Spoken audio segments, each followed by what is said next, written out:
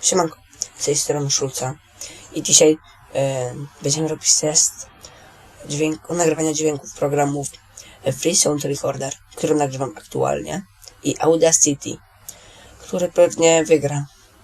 No bo jeszcze tego programu Free Sound Recorder nie mam to dobrze ustawione i w ogóle nie wiem, czy dam radę go jakoś lepiej ustawić.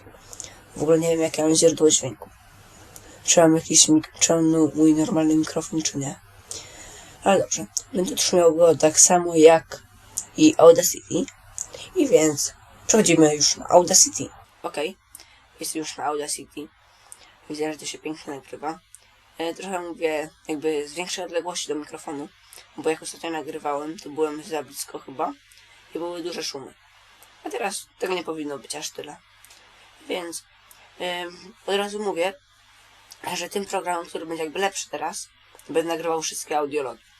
A tym, który będzie gorszy, chociaż nie będę tak nagrywał Free Sound Recorder, ale tylko na kanał główny, czyli gry będę nagrywał z Free Sound Recorder.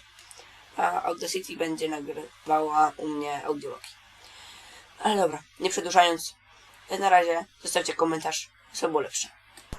Okej, teraz jeszcze taki mały dodatek dla Was. To będzie nagrywanie programem Goldwave. To raczej nie jest program do nagrywania, ale no cóż, co zrobisz, jak nic nie zrobisz. Jeszcze napiszcie też, co było lepsze, czy może był najlepszy Goldwave, ale wątpię. Na razie.